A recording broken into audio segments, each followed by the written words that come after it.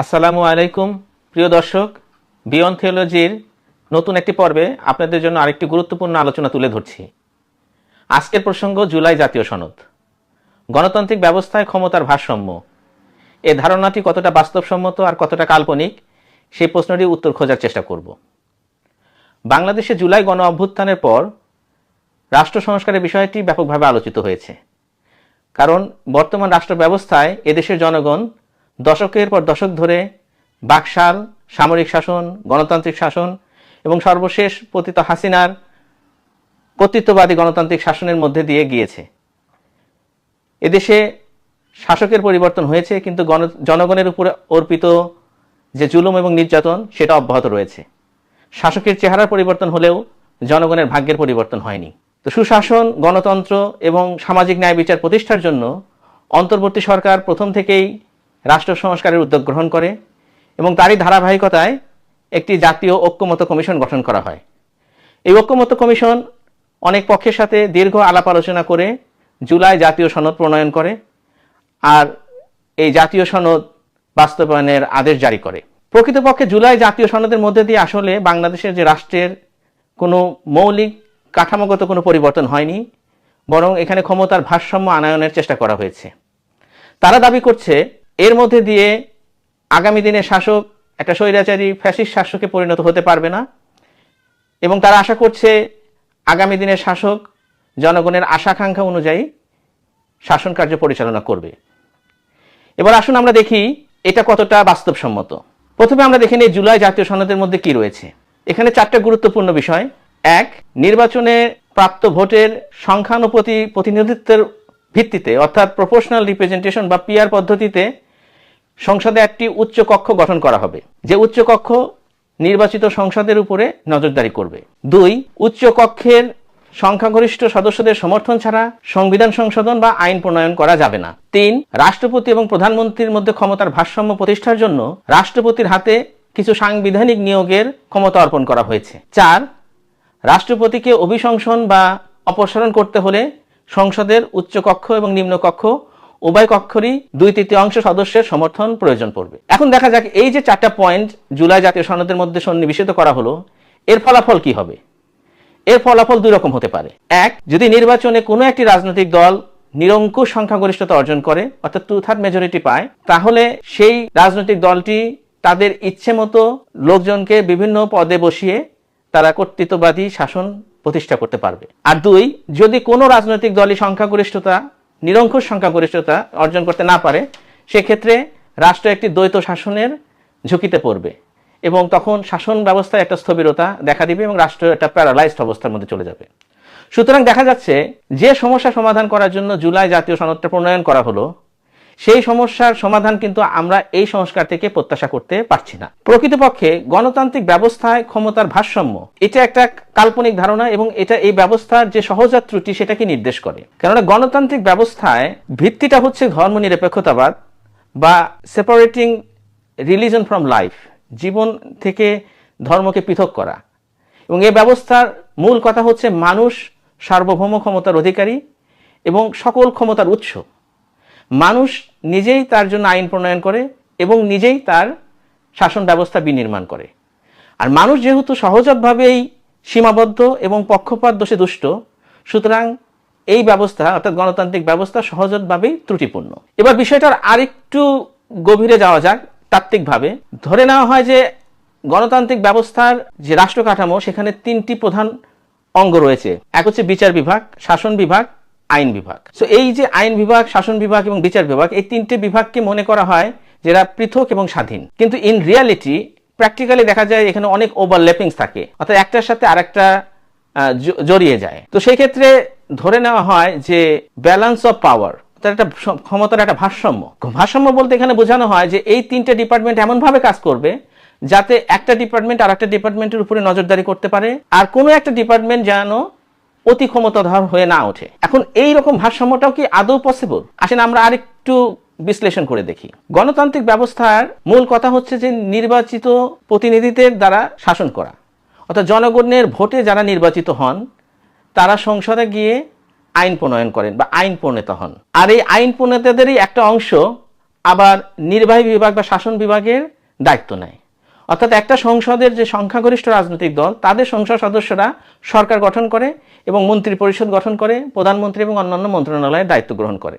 তাহলে কার্যত দেখা যাচ্ছে যে আইন প্রণয়ন এবং শাসন কার্য দুটোই মানুষের হাতে ন্যস্ত, বা আরও প্যাসিফিকভাবে বলতে গেলে এ দুটোই সংসদের একটি রাজনৈতিক দলের হাতে ন্যস্ত। এবং আরও যদি প্যাসিফিকভাবে বলা যায় তাহলে আমরা বলতে পারি যদি সেই রাজনৈতিক দলটি ব্যক্তি নির্ভর হয় তাহলে একজন ব্যক্তির হাতে ন্যস্ত। এটা গেল আইন বিভাগের সাথে শাসন বিভাগের সম্পর্কের ব্যাপার। এবার বিচার বিভাগের স্বাধীনতা যে কথাটা বলা হয় সে প্রসঙ্গটা যদি আমরা আরেকটু বিশ্লেষণ করি তাহলে আমরা দেখব যে গণতান্ত্রিক ব্যবস্থায় স্বাধীন বিচার বিভাগ এটা একটা ডাহা মিথ্যা কথা এবং একটা প্রতারণামূলক একটা কথা। কেননা এখানে যে বিচারকরা রয়েছেন তারা সংসদ দ্বারা সীমাবদ্ধ।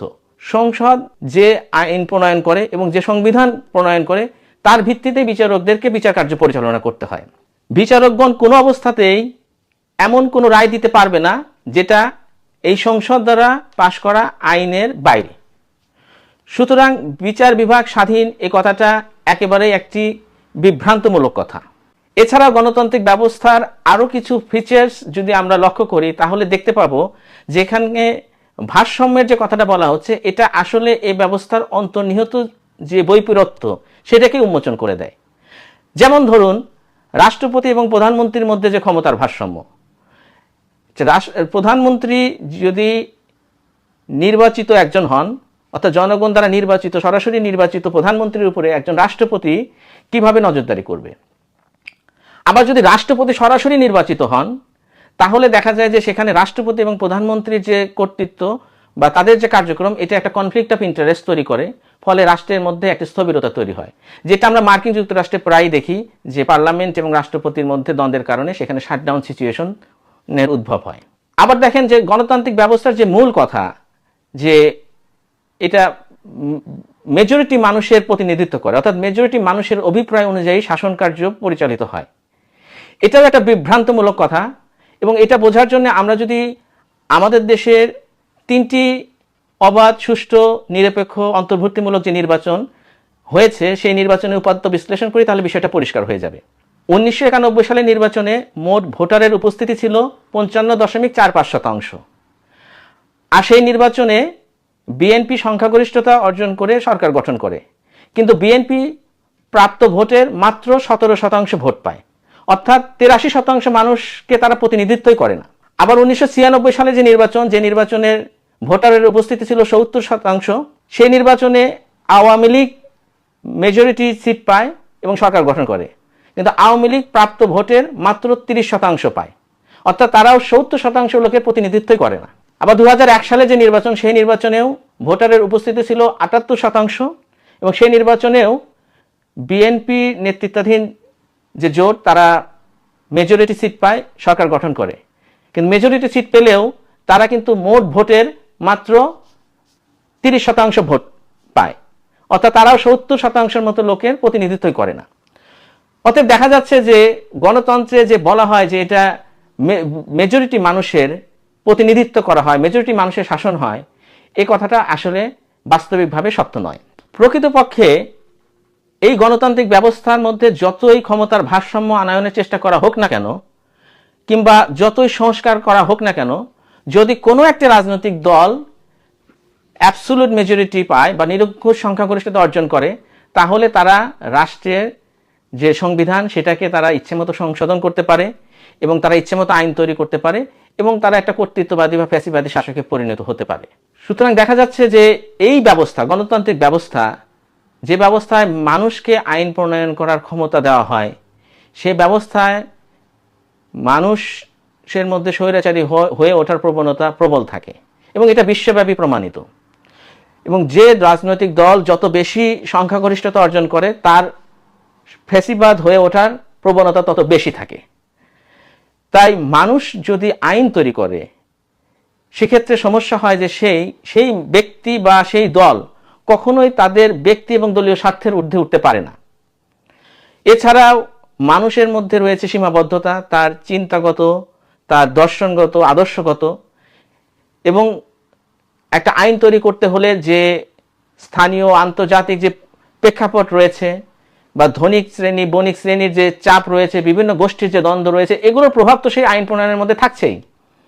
সুতরাং এইটা মানুষ প্রণীত আইন, এই ব্যবস্থা কখনোই ত্রুটিমুক্ত হতে পারে না, এবং সেই ব্যবস্থা আসলে কখনোই একটি সুষ্ঠু সুষম ভারসাম্যপূর্ণ একটা রাষ্ট্র ব্যবস্থা আমাদের জন্য নিয়ে আসতে পারে না।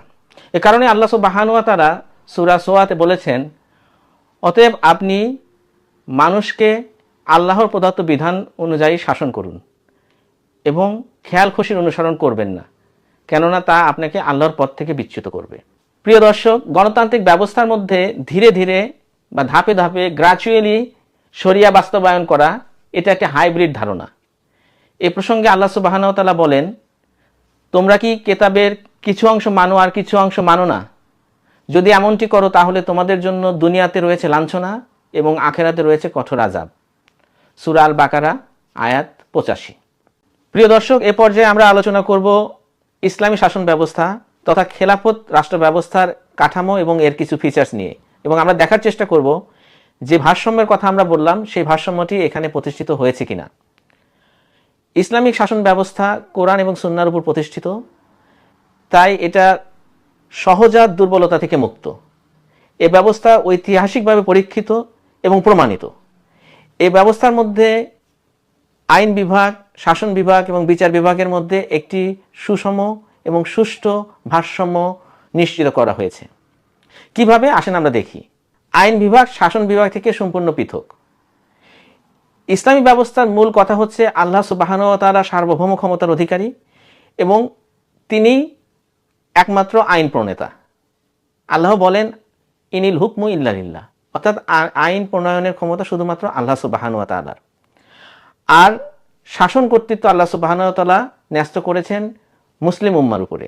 অর্থাৎ আমরা বলতে পারি যে legislation belongs to Allah and the authority belongs to the Umma. So এই মুসলিম উম্মা তারা তাদের এই অথরিটিটাকে ইউজ করে তারা একজন খলিফা নির্বাচিত করেন এবং সেই খলিফা শরিয়া আইন অনুযায়ী, আল্লাহর প্রদত্ত আইন অনুযায়ী তাদেরকে শাসন করেন। সুতরাং খলিফা বা যারা শাসক, উনি চাইলেও নিজের মতো করে আইন প্রণয়ন করে কর্তৃত্ববাদী বা স্বৈরাচারী শাসনে পরিণত হতে পারেন না। যেহেতু খলিফার নিজের আইন তৈরি করার কোনো অধিকার নাই, তাই এখানে ক্ষমতার ভারসাম্যের যে আলোচনাটা সেটা একেবারে অপ্রাসঙ্গিক। এরপরে আসেন আমরা দেখি স্বাধীন বিচার বিভাগ। ইসলামিক ব্যবস্থার মধ্যে যে বিচার বিভাগ সম্পূর্ণ স্বাধীন। খলিফা উম্মার মধ্যে থেকে একজন যোগ্যতম ব্যক্তিকে, যোগ্যতম মুস্তাহিদকে প্রধান বিচারপতি বা কাজী আল কুজ্জাত হিসাবে নিয়োগ প্রদান করেন। যদিও খলিফা তাকে নিয়োগ দেন, কিন্তু এই প্রধান বিচারপতি বা বিচার বিভাগ সেটা শাসক বিভাগ দ্বারা নিয়ন্ত্রিত না, তাদের কার্যক্রমের মধ্যে তারা সীমাবদ্ধ না। বিচার বিভাগ আল্লাহ প্রদত্ত যে শরিয়া আইন, সেই শরিয়া আইন অনুযায়ী বিচার করবেন, এবং যদি খলিফার বিরুদ্ধে কোনো অভিযোগ দায়ের করা হয় সেটাও এই বিচার বিভাগ বিচার করতে পারবেন, এবং সেই ক্ষেত্রে খলিফা কিন্তু সেই বিচারপতিকে অপসারণ করার ক্ষমতা রাখেন না।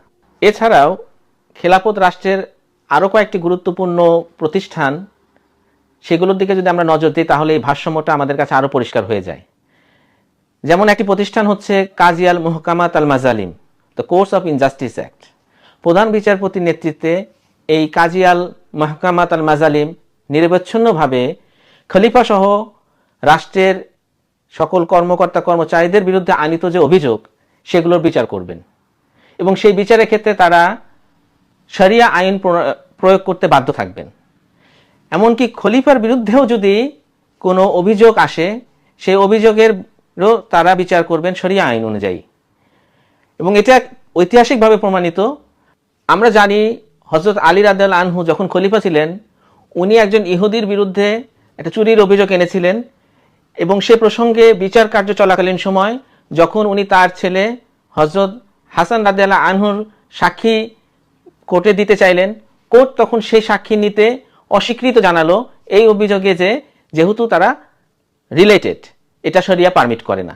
অর্থাৎ আমরা দেখেছি যে বিচারকরা কিভাবে শরিয়া আইন দ্বারা সীমাবদ্ধ এবং শরিয়া আইন প্রয়োগ করতে বাধ্য থাকে। আরেকটা গুরুত্বপূর্ণ ফিচার খেলাফত রাষ্ট্রের, সেটা হচ্ছে খলিফা নির্বাচন। যেহেতু শাসন ব্যবস্থার দায়িত্ব আল্লাহ সুবহানাহু ওয়া তাআলা উম্মার হাতে ন্যস্ত করেছেন, সো উম্মাহ তাদের মধ্যে থেকে একজনকে খলিফা নির্বাচিত করবেন, এই শর্তে যে তিনি শরিয়া অনুযায়ী তাদেরকে শাসন করবে, এই উম্মাকে শাসন করবে। এবং খলিফা যিনি হবেন ওনার যোগ্যতাও শরিয়া দ্বারা নির্ধারিত, তাই এখানে একজন অযোগ্য ব্যক্তির খলিফা হয়ে ওঠার কোনো সম্ভাবনা নেই। আবার এই খলিফা উনি চাইলেও কিন্তু উনি নিজের মতো করে আইন তৈরি করতে পারছেন না, উনি শরিয়া অনুযায়ী শাসন কার্য পরিচালনা করতে বাধ্য। যদি উনি কোনো কারণে শরিয়া থেকে বিচ্যুত হন তাহলে শর্ত ভঙ্গের অভিযোগে উনি তার পদ থেকে অপসারিত হবেন। খলিফা তার প্রয়োজন অনুসারে যোগ্যতা লোকদেরকে নিয়ে তার টিম গঠন করবেন, উনি তার ডেলিগেটেড অ্যাসিস্ট্যান্ট বা প্রাদেশিক অ্যাসিস্ট্যান্ট বা ওয়ালি এবং তার নির্বাহী বিভাগে যে সমস্ত লোকজন দরকার তাদেরকে উনি নিয়োগ দেবেন এবং সবার জন্য উনি দায়বদ্ধ থাকবেন। এবং আমরা জানি যে এটা শরীয়তের বিধান যে পুরো উম্মার জন্য একজন মাত্র খলিফা থাকবেন এবং তিনি এই পুরো মুসলিম উম্মার উপরে দায়িত্বশীল থাকবেন। আরেকটা প্রতিষ্ঠান হচ্ছে মজলিস আল উম্মাহ। এই মজলিস আল উম্মাহ এটা জনগণের সরাসরি ভোটে নির্বাচিত হবেন এর সদস্যরা। এখানে নারী পুরুষ এবং কি অমুসলিমরা ভোট দিতে পারবেন এবং নির্বাচিত হতে পারবেন। তবে এই মজলিস আল উম্মার সদস্যরা বর্তমান সংসদ সদস্যদের মতো আইন প্রণয়ন করবেন না। তাদের মূল দায়িত্ব হবে খলিফাকে বা শাসক বিভাগকে পরামর্শ দেওয়া এবং জবাবদিহিতার আওতায় নিয়ে আসা। এবং অমুসলিমদের জন্য এখানে সংরক্ষিত আসন থাকবে। অমুসলিমদের কোনো একটা অধিকার যদি লঙ্ঘিত হয় তাহলে তারা এই মজলিস আল উম্মায় এসে শাসক গোষ্ঠীকে সে ব্যাপারে জবাবদিহিতার মধ্যে নিয়ে আসবেন এবং তাদের যে প্রয়োজন রয়েছে বিভিন্ন স্থানীয় এবং কমিউনিটির প্রয়োজন সেটা মজলিস আল উম্মাতে তুলে ধরবেন। খেলাফত রাষ্ট্রের আরেকটি গুরুত্বপূর্ণ বৈশিষ্ট্য হচ্ছে এখানে অমুসলিমদের অধিকার সুরক্ষিত থাকবে। অমুসলিমদের মধ্যে নিজেদের যদি কোনো পারিবারিক বিরোধ থাকে সেগুলো নিষ্পত্তি করার জন্য আলাদা কোর্ট থাকবে, আলাদা বিচারক থাকবে। সেই বিচারক সেই ধর্মের বিধান অনুসারে তাদের মধ্যে বিচার নিষ্পত্তি করবেন। একটা অপপ্রচার রয়েছে যে খেলাফত রাষ্ট্রের মধ্যে অমুসলিমদের কোনো স্থান নাই, কিন্তু এটা একেবারেই মিথ্যা এবং একটি বানোয়াট কথা। কেননা আমরা জানি যে ঐতিহাসিকভাবে আমরা দেখেছি যে ইসলামিক রাষ্ট্রের মধ্যে একমাত্র খলিফার পদ ছাড়া যোগ্য লোকজন বিভিন্ন পদে দায়িত্ব পালন করেছেন। এমনকি এই অঞ্চলে আমরা দেখেছি মোহনলালের মতো লোক সেনাপতির দায়িত্ব পালন করেছে। সুতরাং খেলাফত রাষ্ট্রের মধ্যে অমুসলিমদের অধিকার সংরক্ষিত থাকবে না, এটা একেবারেই একটি অপপ্রচার ছাড়া আর কিছু নয়। প্রিয় দর্শক, তাই এটা একেবারে পরিষ্কার যে খেলাফত রাষ্ট্র ব্যবস্থায় জবাবদিহিতা এবং স্বচ্ছতা রাষ্ট্র কাঠামোর প্রতিটি স্তরে নিশ্চিত করা হয়েছে। এখানে রাষ্ট্রের বিভিন্ন অঙ্গের মধ্যে একটি সুষম ভারসাম্য নিশ্চিত করা হয়েছে। এ ব্যবস্থায় যেহেতু আইন মানুষ তৈরি করে না, আইন তৈরি করেন মহান সৃষ্টিকর্তা, তাই এই আইনগুলো থাকে পক্ষপাত মুক্ত এবং সকল ধরনের ফাঁকফোকর বা লুফল মুক্ত। এ ধরনের একটি ইউনিক রাষ্ট্র কাঠামো এবং একটি সুষ্ঠু আইন ব্যবস্থা ছাড়া কোনো জাতির পক্ষে সত্যিকার অর্থে মুক্তি লাভ করা সম্ভব নয়। প্রিয় দর্শক, আজকের আলোচনা এখানেই শেষ করছি। আবারও কোনো একটা নতুন আলোচনা নিয়ে আপনাদের সাথে দেখা হবে। সে পর্যন্ত ভালো থাকবেন। আল্লাহ হাফেজ।